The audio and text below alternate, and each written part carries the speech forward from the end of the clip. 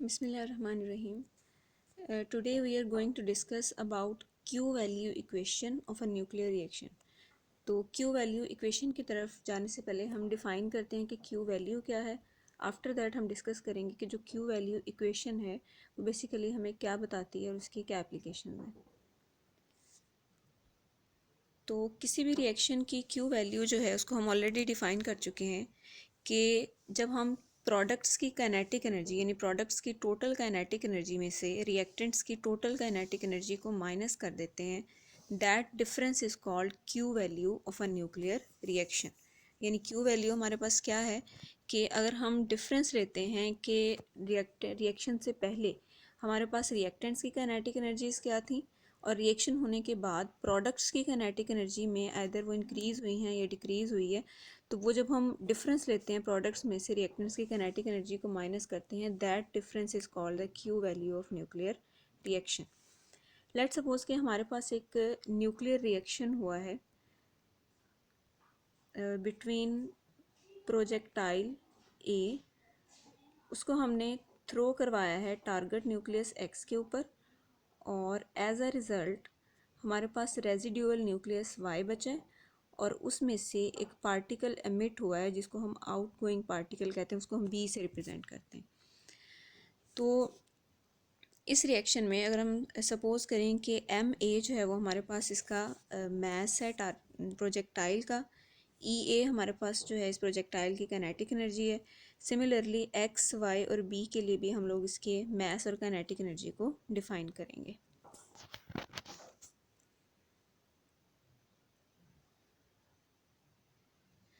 अब according to law of mass energy हम already define कर चुके हैं. लॉ ऑफ मैस एनर्जी क्या है कि sum of kinetic energy and mass energy throughout the reaction remains constant. क्योंकि हमने कहा था न्यूक्लियर रिएक्शन के अंदर सिर्फ और सिर्फ काइनेटिक एनर्जी ही इन्वॉल्व नहीं होती, सम टाइम काइनेटिक एनर्जी का कुछ हिस्सा जो है वो एनर्जी में मैस एनर्जी में भी कन्वर्ट हो जाता है, या बाज़ औक़ात मैस का कुछ हिस्सा भी काइनेटिक एनर्जी में कन्वर्ट हो जाता है. तो इसका मतलब न्यूक्लियर रिएक्शन में काइनेटिक एनर्जी और मैस एनर्जी दोनों तरह की एनर्जीज इन्वॉल्व होती हैं. तो जब हम दोनों एनर्जीज़ को ऐड करते हैं तो वो हमारे पास टोटल एनर्जी आती है किसी भी न्यूक्लियर रिएक्शन की. तो लॉ ऑफ मैस एनर्जी के अकॉर्डिंग टोटल एनर्जी जो है हमारे पास वो कांस्टेंट रहती है. अब इसी न्यूक्लियर रिएक्शन के लिए अगर हम कंजर्वेशन ऑफ एनर्जी को लिखें, जो कि हम ऑलरेडी कर चुके हैं काम ये वाला, कि ए पार्टिकल के लिए पहले हमने मैस एनर्जी लिखी प्लस हमने उसकी काइनेटिक एनर्जी को ऐड कर लिया. इसी तरह टारगेट न्यूक्लियस एक्स के लिए हमने मैस एनर्जी को लिखा और हमने सपोज़ किया है कि जो टारगेट न्यूक्लियस है वो रेस्ट में है. तो जब टारगेट न्यूक्लियस रेस्ट में है तो उसके साथ किसी भी किस्म की काइनेटिक एनर्जी जो है वो इन्वॉल्व नहीं होगी. तो काइनेटिक एनर्जी एक्स पार्टिकल की हमारे पास ज़ीरो आ जाएगी. सिमिलरली राइट हैंड साइड पे हमने वाई के लिए मैस एनर्जी और काइनेटिक एनर्जी को लिखा और बी पार्टिकल के लिए मैस एनर्जी और काइनेटिक एनर्जी को लिखा. अब नेक्स्ट हम क्या करने जा रहे हैं, हमने जितनी भी मैस एनर्जीज़ हैं उसको हमने एक साइड पे कर लिया, जिसमें एम ए और एक्स यानी ए और एक्स पार्टिकल की काइनेटिक एनर्जी इनको हमने सी स्क्वायर से मल्टीप्लाई कर दिया और वाई और बी पार्टिकल की जो मैस एनर्जी है चूँकि वो इक्वेशन की दूसरी साइड पे है तो उनको जब हम लेफ़्ट साइड पे मूव करवाएंगे तो वो आपके पास नेगेटिव साइन के साथ आएंगी. और काइनेटिक एनर्जी को हमने एक साइड पे रख लिया है, ई वाई और ई बी हमारे पास प्रोडक्ट्स की काइनेटिक एनर्जी है. और लेफ़्ट हैंड साइड से जब हम ई ए यानी ए पार्टिकल की काइनेटिक एनर्जी को मूव करवाएंगे तो वो नेगेटिव साइन के साथ आएगी. अब राइट हैंड साइड जो इस इक्वेशन की बन रही है, this is basically the difference between kinetic energy of products and kinetic energy of reactants. और इसी डिफरेंस को हम लोग Q वैल्यू का नाम देते हैं. तो Q वैल्यू हमारे पास बेसिकली क्या आएगी, E Y plus E V यानी प्रोडक्ट्स की काइनेटिक एनर्जी का सम माइनस रिएक्टेंट्स की काइनेटिक एनर्जी. और रिएक्टेंट्स में ए पार्टिकल जो है वो एक काइनेटिक एनर्जी रखता है जबकि एक्स पार्टिकल रेस्ट में उसकी काइनेटिक एनर्जी वहाँ पे ज़ीरो आएगी. अब Q वैल्यू को अंडरस्टैंड करने के बाद कि ये डिफरेंस है काइनेटिक एनर्जीज़ का, अब हम मूव करते हैं Q वैल्यू इक्वेशन की तरफ. तो Q वैल्यू इक्वेशन क्या है, ये बेसिकली एक रिलेशनशिप है. जब भी हम कोई फार्मूला लिखते हैं तो हम 2, 3 या 4 पैरामीटर से ज़्यादा पैरामीटर्स के दरमियान भी हम बेसिकली एक रिलेशन इस्टेब्लिश कर रहे होते हैं. तो Q वैल्यू इक्वेशन ये भी हमारे पास एक किस्म का रिलेशन है between Q value of nuclear reaction यानी न्यूक्लियर रिएक्शन की Q वैल्यू, हमारे पास जो प्रोजेक्टाइल और इमर्जिंग न्यूक्लियस यानी ए और बी पार्टिकल हैं उनकी काइनेटिक एनर्जी और उन्हीं पार्टिकल्स का मास, यानी 5 चीज़ों के दरमियान बेसिकली ये रिलेशन है एक रिएक्शन की क्यू वैल्यू, प्रोजेक्टाइल और इमर्जिंग न्यूक्लियस दोनों की काइनेटिक एनर्जी यानी ई ए और ई बी और दोनों के मैसेज यानी एम ए और एम बी। इन 5 चीज़ों के दरमियान जब हम एक रिलेशन इस्टेब्लिश करते हैं तो उसे हम क्यू वैल्यू इक्वेशन का नाम देते हैं।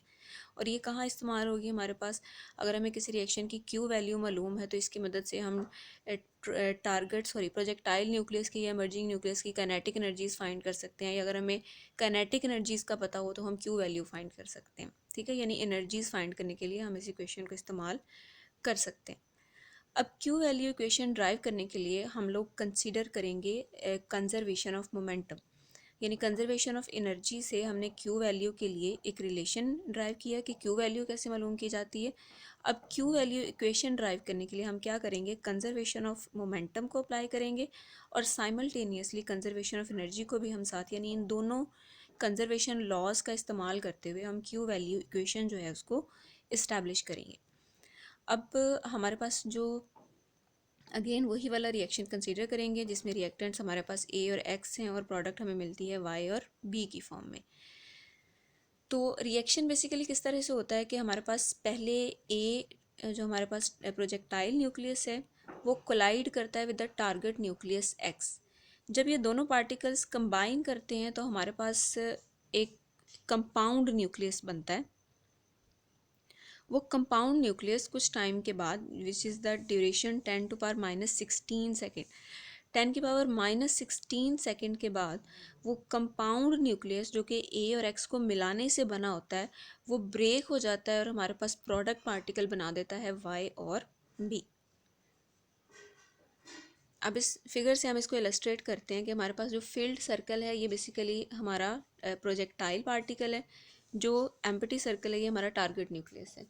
तो टारगेट और प्रोजेक्टाइल जब दोनों कंबाइन करते हैं तो हमारे पास कंपाउंड न्यूक्लियस बनता है जिसमें हमने बाहर हमारा अनफिल्ड सर्कल है और उसके अंदर उसके साथ ऐड हुआ है हमारे पास फील्ड सर्कल यानी ए और एक्स कंबाइन होकर कंपाउंड न्यूक्लियस बनाते हैं। अब ये दोनों के दोनों पार्टिकल लीनियर डायरेक्शन में मूव करते हुए यानी एक्स के डायरेक्शन में मूव करते हुए कोलाइड करते हैं और कंपाउंड न्यूक्लियस भी इसी डायरेक्शन में इस्टेब्लिश होता है। लेकिन जब ये कंपाउंड न्यूक्लियस ब्रेक होगा, ये टूटेगा, तो ब्रेक होने के बाद हमारे पास जो पार्टिकल्स बनेंगे वाई और बी वो एक सर्टेन वेलोसिटी गेन करेंगे। जब कंपाउंड न्यूक्लियस ब्रेक होगा तो वो सर्टेन काइनेटिक एनर्जीज के साथ सर्टेन वेलोसिटी के साथ दो डिफरेंट डायरेक्शंस में स्कैटर हो जाएंगे। यानी वाई जो है वो आपके पास अपवर्ड मूव करेगा और पहले जिस हॉरिजॉन्टल डायरेक्शन में हमारा टारगेट हमारा प्रोजेक्टाइल और कंपाउंड न्यूक्लियस मूव कर रहे थे उस डायरेक्शन के साथ फाई एंगल बनाते हुए अपवर्ड डायरेक्शन में स्कैटर हो जाएगा और बी पार्टिकल जो है वो उसी डायरेक्शन के साथ थीटा एंगल बनाते हुए डाउनवर्ड डायरेक्शन में यानी वाई की ऑपोजिट डायरेक्शन में स्कैटर हो जाएगा। ठीक है, अब यहाँ पे इसी इक्वेशन को हम रिव्यू करते हैं इन टर्म्स ऑफ मोमेंटम। तो अगर हम मोमेंटम देखें तो हमारे पास जो ए पार्टिकल है चूँकि वो मूव कर रहा है और हम डिफाइन कर चुके हैं momentum is the quantity of motion, इसका मतलब ए particle has certain amount of momentum और वो आके कोलाइड करता है एक्स पार्टिकल के साथ जिसके अंदर किसी किस्म की मूवमेंट नहीं है, जो रेस्ट में। तो जो पार्टिकल रेस्ट में पड़ा होता है हमें पता है कि उसके लिए मोमेंटम की जो वैल्यू है वो ज़ीरो होती है। अब इसलिए एक्स पार्टिकल का जो मोमेंटम है वो ज़ीरो आएगा और वाई और बी पार्टिकल ये भी, चूँकि हमने कहा कि जब कंपाउंड न्यूक्लियस ब्रेक होता है तो ये डिफरेंट डायरेक्शंस में मूव करेंगे, तो जब ये मूव कर रहे हैं तो डेफिनेटली उनके पास भी एक मोमेंटम है। तो जिस डायरेक्शन में पार्टिकल मूव कर रहा है उसी डायरेक्शन में वो मोमेंटम गेन कर रहा है। तो पी वाई जो है उसके पास भी एक सर्टेन अमाउंट ऑफ मोमेंटम है और पी बी जो है उसके पास भी एक सर्टेन अमाउंट ऑफ मोमेंटम है, यानी क्वांटिटी ऑफ मोशन है या मूव करने की एबिलिटी उनके अंदर पाई जाती है।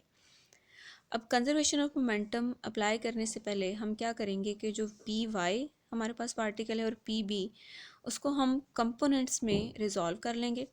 अब किसी भी पार्टिकल को उसके कंपोनेंट्स में रिजॉल्व करने के लिए हम क्या करते हैं, उसके हेड से एक परपेंडिकुलर ड्रॉ करते हैं। ये हमारी रेफरेंस लाइन है और ये हमारे पास अगर पी वाई है तो इस हेड से हम एक परपेंडिकुलर लाइन ड्रॉ करेंगे। अब ये जो परपेंडिकुलर लाइन है ये हमारे पास इसका साइन कंपोनेंट आ जाएगा, यानी P Y sine of phi, क्योंकि ये फाई एंगल बना रहा है। और ये जो हॉरिजॉन्टल लाइन है ये हमारे पास इसका एक्स कंपोनेंट आ जाएगा, that is P Y cos phi. अब यहाँ पे पी वाई कॉस फाई को हमने इस डायरेक्शन के लॉन्ग रिप्रेजेंट किया, और जो परपेंडिकुलर वाला हमारा कंपोनेंट था उसको हमने अल्टरनेट कंपोनेंट जो है वो यहाँ पे वाई एक्सिस पे ड्रॉ कर लिया। ठीक है। सिमिलरली जो पी बी है डाउनवर्ड डायरेक्शन में आ रहा है उसको भी हम उसके कंपोनेंट्स में रिजॉल्व करेंगे। यहाँ से परपेंडिकुलर लाइन ड्रॉ करेंगे। ये जो हमारी परपेंडिकुलर लाइन है ये बेसिकली बनेगी इसका वाई कंपोनेंट, यानी पी बी साइन थीटा। और ये जो डायरेक्शन है हमारे पास एक्स वाली लाइन है ये इसका एक्स कंपोनेंट बनेगी, यानी पी बी कॉस थीटा। तो ये दोनों तरह के कंपोनेंट्स, और according to right hand rule हमने इनको डायरेक्शंस भी दे दिए हैं। हमारे पास पी वाई कॉस फाई और पी बी कॉस थीटा ये दोनों एक ही डायरेक्शन में है। ठीक है, यानी पॉजिटिव एक्स की डायरेक्शन में। पी वाई साइन थीटा ये अपवर्ड डायरेक्शन में है पॉजिटिव वाई, और पी बी साइन थीटा जो है ये डाउनवर्ड डायरेक्शन में है in the direction of negative y. Okay जी, अब हम इस पर कंजर्वेशन ऑफ मोमेंटम जो है इसको अप्लाई करते हैं। पहले हम उसको अप्लाई करेंगे एक्स डायरेक्शन में। हमने कंजर्वेशन ऑफ मोमेंटम डिफाइन करते हुए कहा था कि हमारे पास जो रिएक्टेंट साइड पे मोमेंटम है वो बराबर होगा प्रोडक्ट साइड के मोमेंटम पे। तो पहले जब एक्स डायरेक्शन में अप्लाई करेंगे तो लेफ़्ट हैंड साइड पे देखिए हमारे पास पी ए है रिएक्टेंट का मोमेंटम, और पी एक्स जो है वो ज़ीरो है। और लेफ़्ट साइड पे हमारे पास पी वाई कॉस फाई है और पी बी कॉस थीटा, यानी एक्स डायरेक्शन में, सिर्फ एक्स डायरेक्शन में पहले हम लोग कंजर्वेशन ऑफ मोमेंटम अप्लाई करेंगे और उसके बाद हम लोग वाई डायरेक्शन में अप्लाई करेंगे। तो एक्स डायरेक्शन में क्या है, हमारे पास पी ए पार्टिकल है यानी पी ए मोमेंटम है, और पी वाई कॉस फाई और पी बी कॉस थीटा। और जो रिएक्टेंट का मोमेंटम है यानी पी ए, ये बराबर होगा प्रोडक्ट के मोमेंटम के, यानी P Y cos phi plus P B cos theta. तो एक्स डायरेक्शन में हम अप्लाई करते हैं।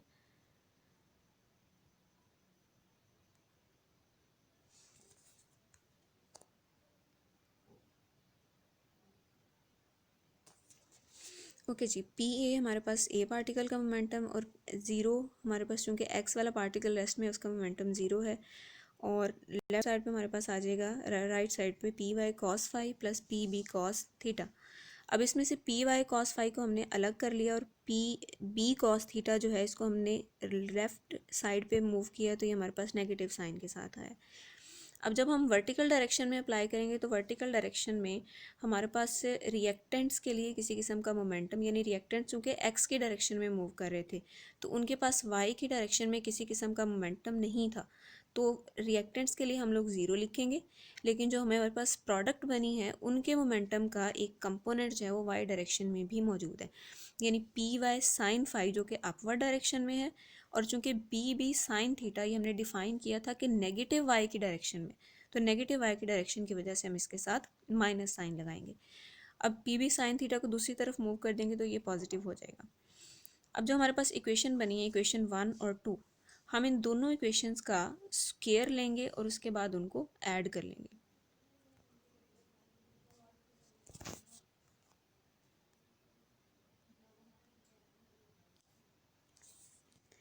तो लेफ़्ट साइड पे हम उनको हमने ऐड किया तो हमारे पास P y square cos square phi बना plus P y square sine square phi, और राइट साइड पे हमारे पास P A minus P B cos theta इसका होल स्क्वायर आ जाएगा plus P B sine theta. अब पी वाई स्केयर हम यहाँ से कॉमन ले लेंगे तो हमारे पास cos square phi plus sine square phi बन जाएगा, और हमें पता है कि cos square phi plus sine square phi ये 1 के बराबर होता है। सिमिलरली राइट साइड पे हम इस होल स्केयर है A minus B whole square, तो स्केयर एक्सपैंड करेंगे। फर्स्ट टाइम आ जाएगी ए स्केयर यानी पी ए स्केयर, फिर बी का स्केयर यानी P B square cos square theta, और माइनस 2ab जिसमें ए हमारे पास पी ए है और बी हमारे पास पी बी कॉस थीटा है, और next P B sine theta का स्क्वायर लेंगे तो P B square sine square theta.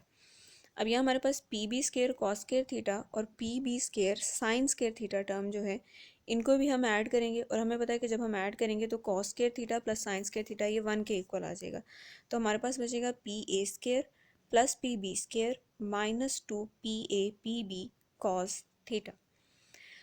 अब यहाँ पे हम एक मॉडिफिकेशन करने जा रहे हैं, चूँकि हमने रिलेशन ड्राइव करना है काइनेटिक एनर्जीज और मास के दरमियान, यानी हमने कहा ना कि क्यू वैल्यू इक्वेशन जो है वो ए और बी पार्टिकल के मासेस और एनर्जीज के दरमियान रिलेशन बताएगी।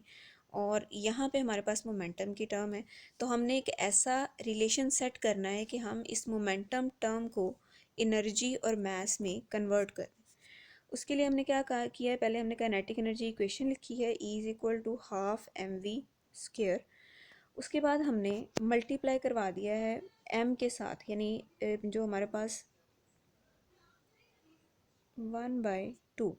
अब एम वी स्क्वेयर था, जब m मल्टीप्लाई करेंगे तो ये m स्क्वेयर वी स्क्वेयर बन जाएगा ऊपर, और नीचे जो है वो आपके पास m डिवाइड हो जाएगा। अब ये जो ऊपर m स्क्वेयर वी स्क्वेयर है, एम वी जो है ये बेसिकली हमारे पास मोमेंटम होता है, तो एम स्क्वेयर वी स्क्वेयर जो टर्म है आपके पास ये मोमेंटम का स्क्वेयर बन जाएगी, यानी पी स्क्वेयर, और नीचे आपके पास 2m बच जाएगा। इसका मतलब जो हमारे पास काइनेटिक एनर्जी है ये पी स्क्वेयर बाय 2m के बराबर है, यानी E is equal to P square by 2m।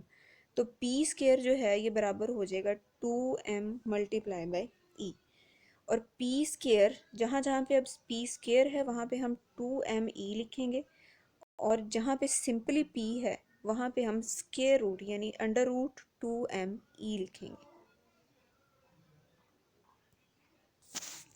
Okay, तो हमारे पास जो ऊपर इक्वेशन है उसके अंदर हम सब्स्टिट्यूशन करते हैं।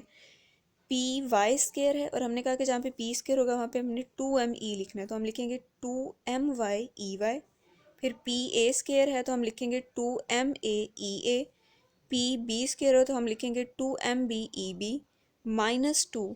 अब पी ए और पी बी यहाँ पे चूँकि स्केयर नहीं है तो पी स्केयर 2me के बराबर है, तो जब दोनों साइडों से स्केयर लेंगे तो p बराबर आ जाएगा अंडर रूट 2me।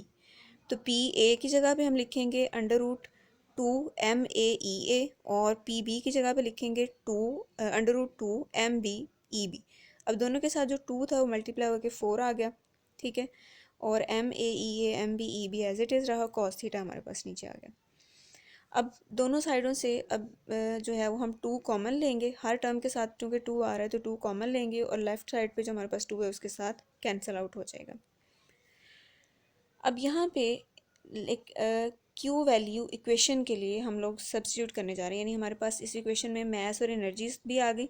अब हमें यहाँ पे क्यू वैल्यू यानी क्यू चाहिए ताकि हम क्यू वैल्यू इक्वेशन जो है उसको इस्टेब्लिश कर सकें। अब हम डिफ़ाइन कर चुके हैं कि जो क्यू वैल्यू है ये basically E Y plus E B यानी प्रोडक्ट्स की kinetic energy minus E A इसके बराबर होता है। तो ये जो ई वाई है इसको हम एक साइड पे रखेंगे, और ई बी माइनस ई ए इसको हम क्यू वैल्यू के साथ लेफ़्ट साइड पे ले जाएंगे। ई बी जो है वो माइनस हो जाएगा दूसरी तरफ जाके, और ई ए जो है ये प्लस साइन के साथ आ जाएगा। अब ई वाई जो है हमारे पास लेफ़्ट साइड पे एम वाई ई वाई लिखा हुआ है इस इक्वेशन 3 के अंदर, तो ई वाई की जगह पे अब हमने लिखना है Q minus E B plus E A. Okay जी, सो एम वाई और साथ जो ई वाई था, ई वाई की जगह पे हमने Q minus E B plus E A लिख दिया। नेक्स्ट स्टेप में हमने क्या किया है कि जो एम वाई है उसको अंदर वाली तीनों टर्म्स के साथ बारी बारी मल्टीप्लाई कर दिए, और राइट साइड पे क्या किया है, जो स्केयर रूट के अंदर 4 था उसका 4 का स्केयर रूट लिया, तो 2 हमारे पास जो है वो स्केयर रूट साइन के बाहर लिख लिया, बाकी हमने कोई चेंजिंग्स नहीं की फ़िलहाल। अब नेक्स्ट क्या करना है कि आपने एम वाई जो है उसको एम वाई क्यू उसको इस तरफ रखना है, एम वाई ई बी और एम वाई ई ए वाली जो दोनों टर्म्स हैं उसको हमने राइट साइड पे मूव करवा दिया। एम वाई ई बी जब वो नेगेटिव थी दूसरी साइड पे जाके प्लस हो गई, और एम वाई ई ए यहाँ पे प्लस थी और इस साइड पे आके हमारे पास माइनस साइन के साथ आ गई।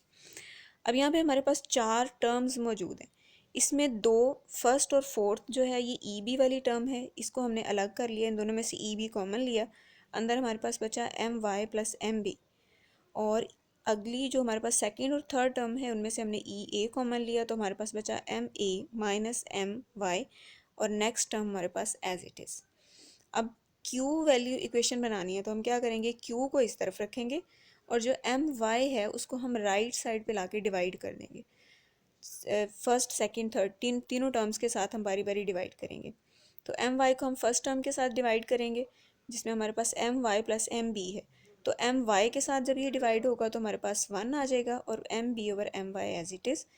फिर सेकेंड टर्म के साथ हमने डिवाइड किया तो एम ए के साथ डिवाइड होगा तो M A by M Y minus हमारे पास जो एम वाई के साथ जब एम वाई डिवाइड होगा तो वो कट जाएगा, हमारे पास आंसर 1 आ जाएगा। और जो हमारे पास थर्ड टर्म थी उसमें चूँकि कोई भी एम वाई टर्म नहीं है तो कैंसलेशन हमारे पास नहीं हो सकती, इसलिए सिंपली हमने इसको एम वाई के साथ डिवाइड कर दिया। अब ये जो रिलेशन हमारे पास आया है जिसमें हमारे पास क्यू वैल्यू है, हमारा जो प्रोजेक्टाइल और आउटगोइंग पार्टिकल उन दोनों के मैसेज यानी एम ए और एम बी, और इन दोनों की काइनेटिक एनर्जी ई ए ई बी और रेजिडुअल न्यूक्लियस हमारे पास जो वाई है उसका मैस, इनके दरमियान ये जो रिलेशन हमने ड्राइव किया है इसको हम कहते हैं Q value of a nuclear reaction. अब क्यू वैल्यू इक्वेशन जो है ये हमें हेल्प आउट करती है डिफरेंट किस्म की एनर्जीज डिटर्मन करने के लिए। तो नेक्स्ट लेक्चर के अंदर हम इस क्यू वैल्यू इक्वेशन की एक एप्लीकेशन पढ़ेंगे जिसमें हम थ्रेशोल्ड एनर्जी का रिलेशन ड्राइव करेंगे फॉर दी एंडोथर्मिक रिएक्शंस।